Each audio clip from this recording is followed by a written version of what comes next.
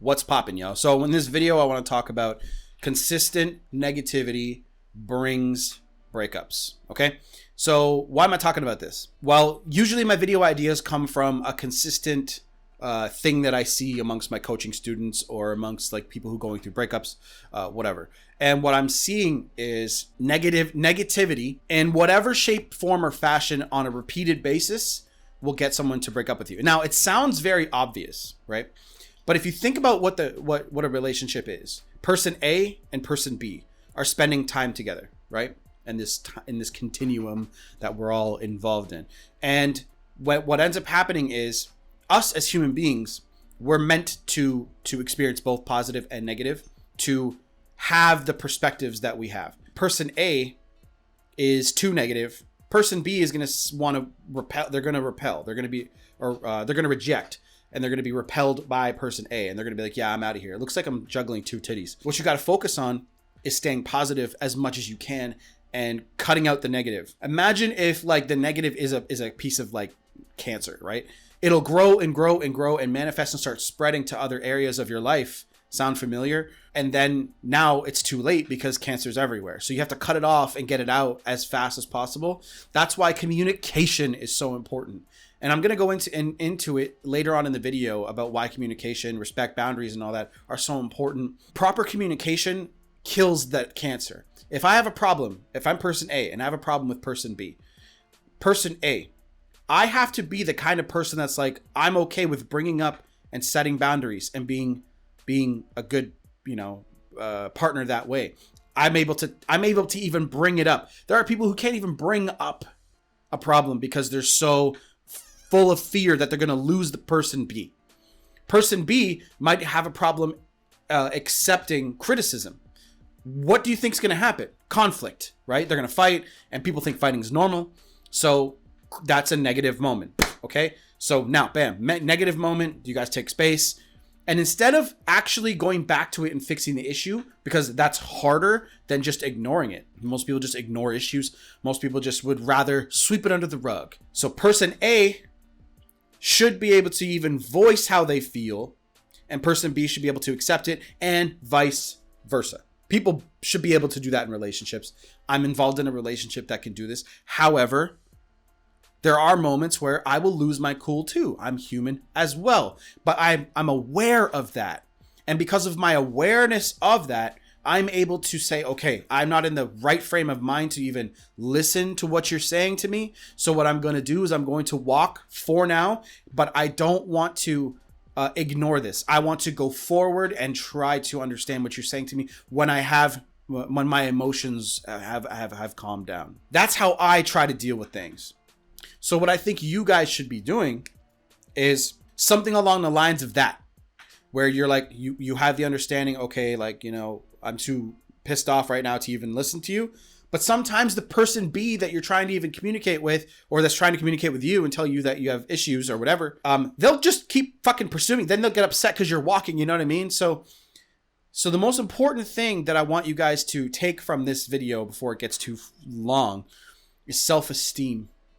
Now, self-esteem is first built in the first like 8 years of life or something like that, right? Like young children or whatever have different brain waves, or they're set different. I'm not sure what they are. That's how kids are able to learn languages and things like that, because they're digestive machines.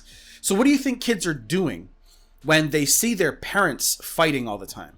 And they see other people fighting and scrapping and just negative energy all the time? What do you think happens to that kid? They're going to think that shit's normal. So when they go and they see these things, they're going to think that they're normal. Then they grow up, another 10 years later, get into a relationship, and they think that shit's normal. So they'll act like that. Oh, I saw my mom and dad doing this, so I'm going to act like that. When conflict happens, they might be a really good person up until that conflict, until there's some sort of, there's a fork in the road or whatever, and that person just freaks out, and then they go back to default programming, which is what happened as children. And now people, and this is who you guys are dating. That's what happens. This is what's happening to you guys. There are people that I'm coaching right now who are dating new people, and the people that they're dating are fucked up because they went through one bad breakup, and they don't have the emotional tools and capability to recover from that, because that's something your parents should be there to teach you. Now they think that every guy that they go out with or every girl they go out with is a fucking problem. And now you hear a lot of women going out there saying, I hate men. Like every man on the face of this planet's a problem. When you're trying to get to the core issue, that's my job, right? That's what I do with the guys that I coach. I always try to get to the core issue. And I'm like, okay, what can be done about this? Or you know, because a lot of the guys come to me and they're like, please give me hope that I can get my ex back. And I'm like, no, I work off of facts. This is happening. This is what you can do about it. And this is what you need to do when you hear that message from her. That is what I do. If you're coming to me for hope, don't even bother. The negativity, the repeated negativity. Sometimes the person you're dating is just too messed up to be dating. And I know it's hard to hear that because you want to fix them. They're a great person when there's no conflict. But life and relationships have hard times, no matter what. You want to be with somebody who's got the equipment to deal with that. This can be learned, but it takes a lot of self-awareness, and you got to kill your ego. Because when you kill your ego, that's when you can learn new things and stop being opposed to new viewpoints and perspectives. So what I want you guys to do is to ask yourselves, because a lot of you guys who watch my stuff are going through breakups. Are you that person? Are you able to be communicated with easily? And if you have an instant answer, you probably have an ego issue. Think about it for some time, okay? Because if you're the problem as well, don't go into another relationship until you fix that problem. I see so many guys that are in my coaching and they're trying to date new girls and they're trying to move forward and they're trying to be better. But these guys can't be alone. So they'll go out with that next girl just because she showed him attention. So I think it's really important for you guys to take some time and self-evaluate and be self-aware and be alone. Listen to whatever your favorite I listen to a lot of Sad Guru. I listen to a lot of, I think it's Sad Guru, I think his name is. I listen to a lot of I like being alone. I really do. It's something that I enjoy. And a lot of people can't. I'll play some GTA 5 online by myself. I'll play some Overwatch by myself. And a lot of the people I talk to, they're like, I need to be with someone else. I'm like, why? Because when you're alone, I know why. When you're alone, you're forced to be faced with your issues.